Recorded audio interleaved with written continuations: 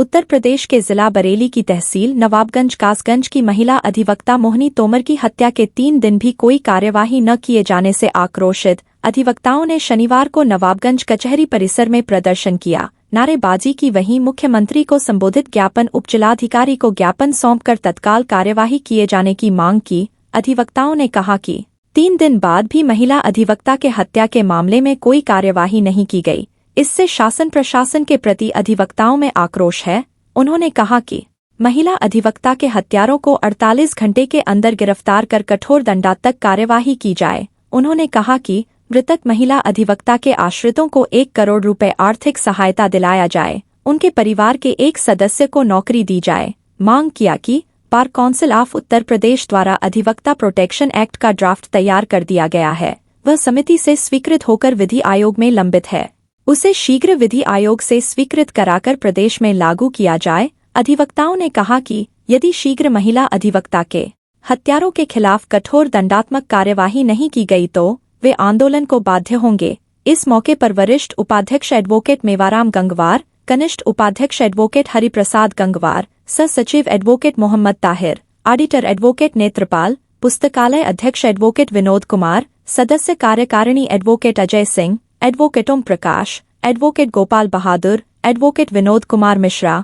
Advocate Zeeshan, advocate Ramesh Chandra Srivastava, advocate Shadab, advocate Vishnu Kumar, advocate Virendra, advocate Mojki, advocate Faiz Hussain Zaidi आदि अधिवक्ता मौजूद रहे। किया जा रहा है, क्या कहना चाहेंगे पूरे मामले को लेकर? देखिए, शासन की मंशा कभी नहीं रही कि अधिवक्ता एक पटल पे हों। जब जब अधिवक्ताओं का कोई मामला आया, शासन ने के कान पे जू नहीं रही, उसे नजरअंदाज किया। आपको ध्यान होगा, इससे पहले हापुड़ प्रकरण था, पूरा प्रकरण चलता रहा, इतनी लंबी हड़ताल चली, लेकिन एक दिन के लिए भी हमारे गृह मंत्री का, मुख्यमंत्री का या किसी ऐसे सम्मानित मंत्रीगण का एक स्टेटमेंट नहीं आया कि ये हम इनकी मांगों से सहमत हैं या इसके लिए कुछ किया जाए। और इसमें भी वही हुआ है, खेल हो गया। इसमें अपहरण होता है आज, बॉडी मिलती है next day, third day FIR होती है। तो अगर वही मुलजिम थे, एक्यूज्ड वही थे जिनके खिलाफ FIR हुई है, तो फर्स्ट डे ही गुमशुदगी की जो FIR थी, तहरीर थी, उनके खिलाफ जाती कि इन्होंने अपहरण कर लिया, ऐसा नहीं है। लेकिन शासन ने अपनी मंशा के अनुरूप प्रेशर बना के अधिवक्ताओं के खिलाफ FIR कराई है, ताकि अधिवक्ता 2 पटल पे हो जाए, बीच में बढ़ जाए। और जो अधिवक्ताओं की मेन मांग है, अधिवक्ता सुरक्षा अधिनियम, एडवोकेट प्रोटेक्शन एक्ट, जिसका पूरा मैटर बना के जा चुका है, शासन को लागू करना शेष है।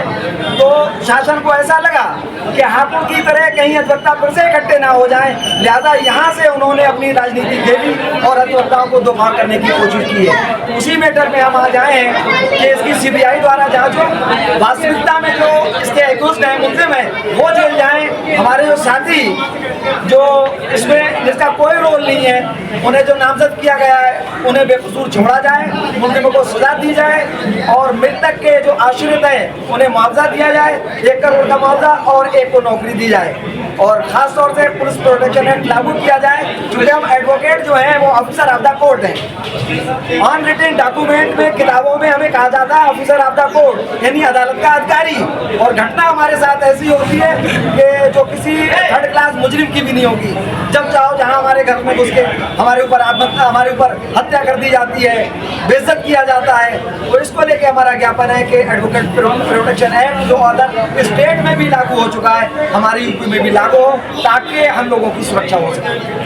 था मोहिनी जी के साथ, मोहिनी जी के साथ मतलब जो है, जैसा आप लोगों को कई दिनों से ये आंदोलन चल रहा है, लगातार सारे उत्तर प्रदेश के जिलों में मतलब जो है इसी प्रदेश में आंदोलन चल रहा है और कार्यों का बहिष्कार चल रहा है। और आज उत्तर प्रदेश बार काउंसिल के आह्वान पर मतलब जो है प्रदेश के सभी जिलों में मतलब जो है माननीय मुख्यमंत्री महोदय को अधिवक्ताओं की तरफ से ज्ञापन दिया गया है। और जहाँ तक बात है घटना की, तो मोहिनी तोमर कासगंज में एक सक्रिय अधिवक्ता थी और उन्होंने मतलब जो है वकालत करते हुए अच्छा अपना जीवन मतलब जो है व्यतीत किया था।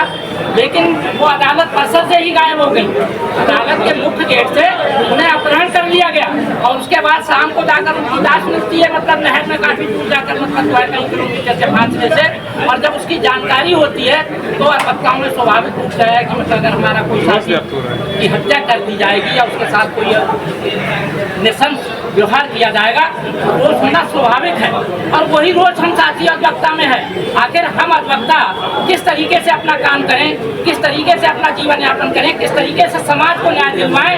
हमारा 24 घंटा कहीं न कहीं मतलब जो है ऐसे लोगों से मतलब सामना रहता है जो हम लोगों का मतलब जो है अहित नहीं चाहते हैं। अब मोहिनी तोमर जी के परिप्रेक्ष्य में अब आप जैसा देख रहे हैं कि हमारे भाजपा के उत्तर प्रदेश का ये आह्वान है कि कम से कम 1 करोड़ रुपया उनके परिवार को दिलाया जाए, जिससे उनका जीविकोपार्जन हो सके।